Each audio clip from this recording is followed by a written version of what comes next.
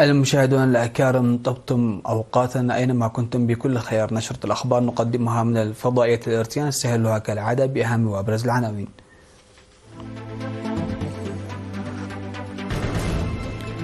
جهود تعزيز وتطوير المحميات الطبيعية بإقليم عنسبة. دعوة لتعزيز دور السائقين من أجل خفض الحوادث المرورية.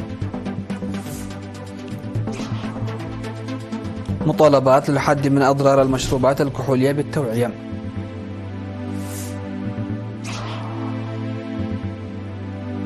قاذفة أمريكية تنضم إلى تدريبات كوريا الجنوبية ردًا على التهديدات النووية.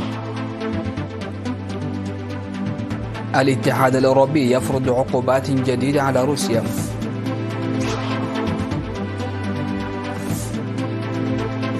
والدنمارك تنشئ صندوق ب$7 مليارات لتعزيز قدرة الجيش. أهلا بكم إلى تفاصيل النشرة. يتم التركيز في إقليم عنسبة على إثراء المحميات الطبيعية للحفاظ على الموارد الطبيعية بشكل عام والغابات والحياة البرية بشكل خاص وضمان استدامتها. وأوضح ممثل سلطة الغابات والحياة البرية سيد كاساتي تسفاسيون لوكالة الأنباء الإرترية إيرينا، أوضح أن هناك ما يقدر ب14,000 هكتار من المحميات وأكثر من 23,000 هكتار من المحميات الريفية، وأن معظم المحميات تقع في المرتفعات ويتم العمل على توسيعها في السهول وشبه السهول. وأوضح أن المحميات تسهم في المحافظة على الأشجار والحيوانات التي يهددها الانقراض من جهة وإعادة التشجير من جهة أخرى، لذلك تعتبر من الأنشطة التي يتم تنفيذها في معظم المناطق ضمن هذا الإطار. وأضاف سيد كاساتي قائلا أن المحمية هي مخزون المزارع، وأنه يتم العمل على نطاق واسع في مديريات الجلب وعتكريزان وحلحل وحمل مالو بشكل عام، ومديرية علبرعد بشكل خاص، لأنه من المهم للغاية ضمان وتأمين أمن الأعلاف الحيوانية وإثراء التنوع البيولوجي. وأشارت الأنباء بأنه يجري التنسيق بين سلطة الغابات والحياة البرية والإدارات والجبهة للعمل على توسيع المحمية بدءا من المنحدرات الشرقية بمنطقة معلدي وربطها بالمحمية الوطنية لإقليم شمال البحر الأحمر. وأظهرت البيانات وجود 6 مراكز شتول بالإقليم ساهمت في إعداد نحو 1.6 مليون شتل العام الماضي، وأن 48% منها من الأشجار المحلية، مما ساهم ذلك في ترميم المناطق المهجورة من خلال تكثيف برامج التشجير. دعا قائد شرطة المرور في إقليم القاشبركة الرائد نرأيو ساقاي في الاجتماع الذي عقده لسائقي المركبات العامة في تسني، دعا إلى تعزيز دور السائقين لخفض الحوادث المرورية المتزايدة. وأوضح وقوع أكثر من 361 حادث مروري العام الماضي على مستوى الإقليم تسبب في مصرع 58 شخص وإصابة 535 أشخاص وتدمير ممتلكات بحوالي 4.6 مليون نقفة. وأشار إلى ارتفاع الحوادث المرورية الناتجة عن إهمال السائقين، ويتطلب تعاون الشعب والسائقين وشرطة المرور للتقليل من ذلك. وأفاد مسؤول التحقيقات الجنائية في إقليم القاشبركة السيد إلياس برهاني أن السبب الرئيسي للحوادث هو السرعة العالية وزيادة الشحن والقيادة دون رخصة وعدم منح الأولوية والحفاظ على بعد المسافة بين السيارات والقيادة في الخطأ المسموح به. وحذر أصحاب الورش من إصلاح وتلحيم السيارات دون تصريح من شرطة المرور للحيلولة من جرائم الهروب بعد القيام بالحوادث المرورية. ودعا مدير مديرية تسنية السيد سيوم جبريسوس العمل المشترك للشعب والشرطة للحد من السرعات الفائقة داخل المدينة باعتبارها خرق لقانون المرور. وذكر السائقون أهمية التنوير المقدم، منادين لإزالة أشجار المسكيت على جوانب الطرق لتسببها في الحوادث ومنع قيادة القصر لعربات الكرم.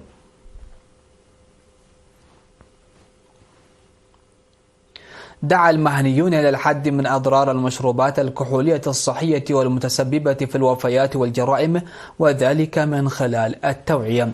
وذكرت الدكتور وحازي داويت من مستشفى الإقليم الجنوبي المرجعي أن المشروبات الكحولية الزائدة عن الحد تخفض من السيطرة على الجسد والتفكير والاستيعاب والتذكير واتخاذ قرارات خاطئة غير مرغوبة والإمكانية الكبيرة للتعرض للأمراض التناسلية.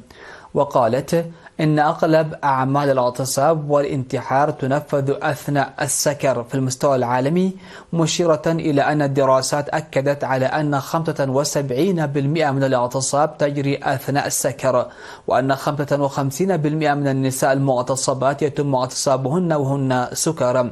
وأوضحت بأن المشروبات الكحولية من أهم أسباب مؤدية للإصابة بأمراض الكبد والقلب وسرطان الثدي والرئة والتهاب البنكرياس وغيرها من الأمراض، ناصحة الأشخاص الذين لديهم أمراض الكبد والقلب والبنكرياس تجنب تناول الكحوليات.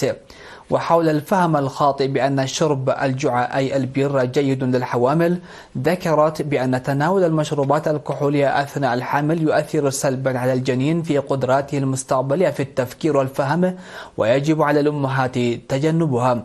من جانبه ذكر مسؤول تحقيقات الحوادث في شرطة الإقليم الجنوبي السيد باولوس كيداني مصرع شخص واحد وإصابة 8 بجروح وتدمير ممتلكات بقيمة حوالي 280 ألف ناف، وذلك في 7 حوادث مرورية سببها السكر عام 2004، منبها بأن القيادة أثناء السكر سواء السيارات والدراجات النارية وكذلك الدراجات الهوائية يشكل مخاطر على العامة.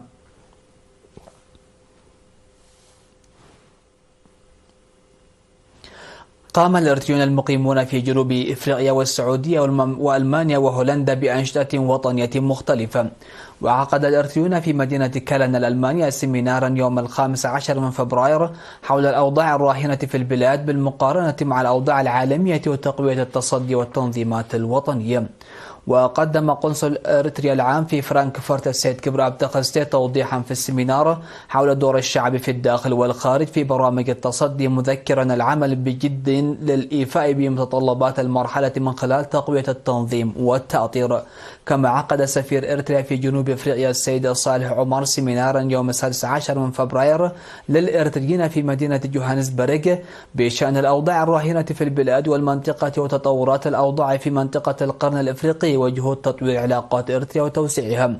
ودعا الإريتريون في المهجر للمساهمة بدورهم في البرامج التي تسيرها الحكومة لتوسيع فرص التعليم في المناطق النائية.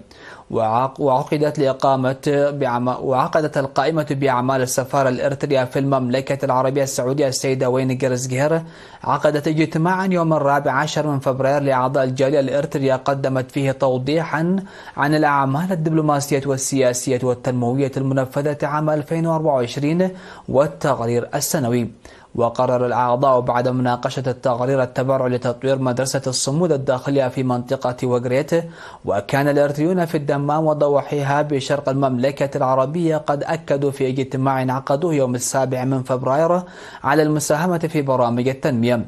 من ناحية ثانية احتفل الإريتريون في 5 مدن هولندية بالذكرى 35 لعملية فنقل في الفترة من الأول وحتى 8 من فبراير تحت شعار فنقل الخيار الصحيح. وأوضح قنصل إريتريا في هولندا السيد كبراب تولدي أن عملية فنقل التاريخية فتحت الباب الكامل للاستقلال، ويجب علينا كإريتريين تجديد العهد للثبات على وصية الشهداء والمساهمة في التنمية.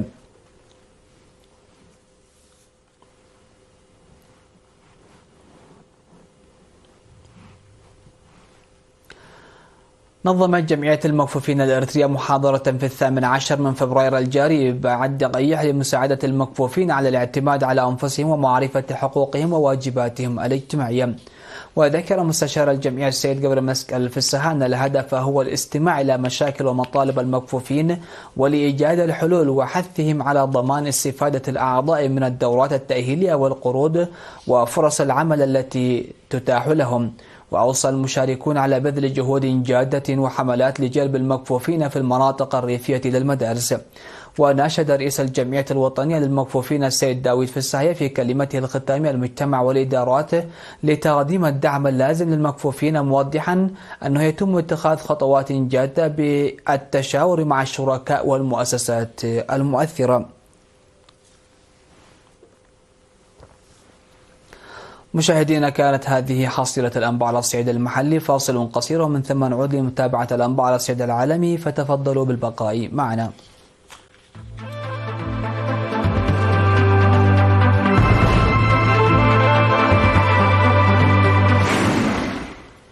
أهلا بكم على الصعيد العالمي. قالت وزارة الدفاع الكورية الجنوبية إنها أجرت مناورة جوية مشتركة مع الولايات المتحدة شاركت فيها قاذفة استراتيجية واحدة على الأقل من طراز B1B. وقالت الوزارة في بيان أن التدريبات تهدف إلى إظهار قدرات الردع الموسعة للولايات المتحدة ردا على تهديدات البرنامج النووي والصاروخي لكوريا الشمالية. وفي وقت سابق انتقدت وسائل الإعلام الرسمية في كوريا الشمالية الولايات المتحدة بسبب صفقة الغواصات النووية مع أستراليا بموجب شراكة أوكوس الموقعة في عام 2021، ووصفتها بأنها تهديد للسلام الإقليمي. كما جادل تعليق وكالة الأنباء الكورية الشمالية الرسمية بأن الولايات المتحدة تعتبر كوريا الشمالية عقبة أمام فرض هيمنتها في المنطقة، وقالت إن الدول النووية لن تقف مكتوفة الأيدي، في إشارة إلى نفسها.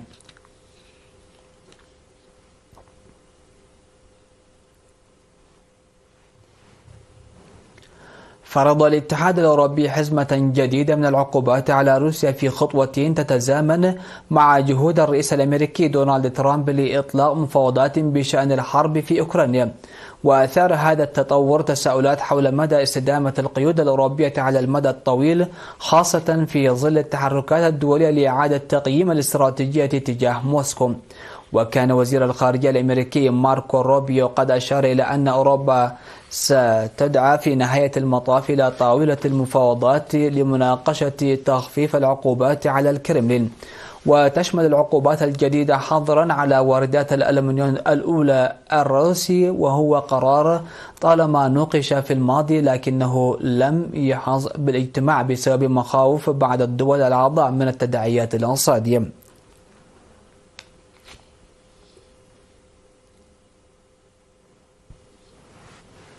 أعلنت الحكومة الدنماركية عن خطط لتعزيز جيشها من خلال إنشاء صندوق بقيمة 7 مليارات دولار. قالت إنه سيرفع الإنفاق الدفاعي للبلاد إلى أكثر من 3% من إجمالي الناتج المحلي هذا العام والعام المقبل.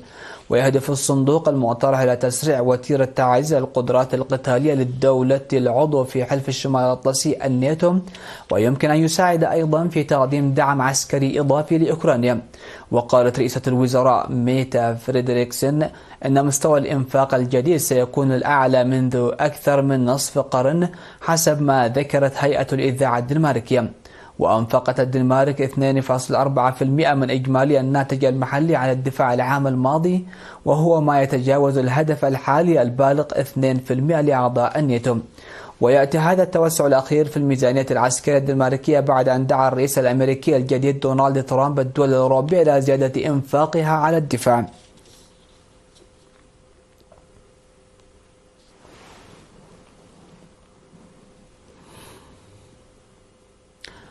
الخبر الأخير في هذه النشرة: فقدت الأنهار الجليدية حول العالم مجتمعة 6542 مليار طن من الجليد بين عامي 2000 و2023، مما أدى إلى ارتفاع مستوى سطح البحر بمقدار 18 ملم، وذلك وفقا لدراسة تحليلية نشرت.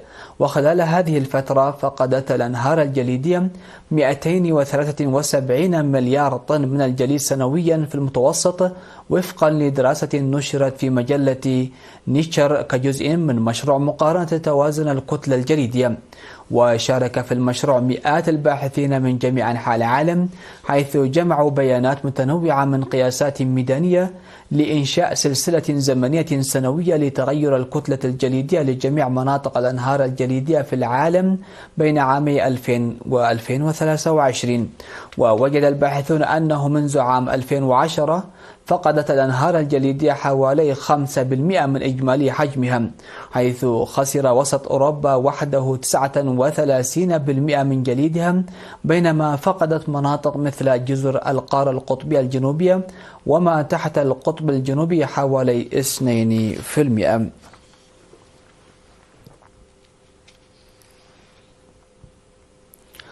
ختاما لنشرة هذا المساء، هذه عناوين الأنباء.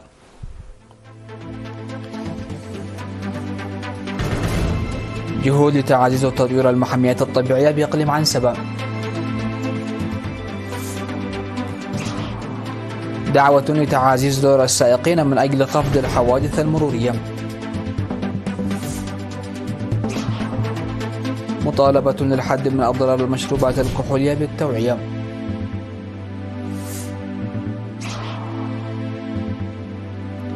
قاذفة أمريكية تنضم إلى تدريبات كوريا الجنوبية ردا على التهديدات النووية.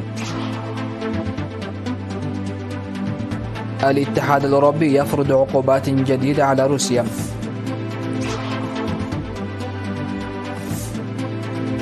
والدنمارك تنشئ صندوق ب7 مليارات دولار لتعزيز قدرة الجيش.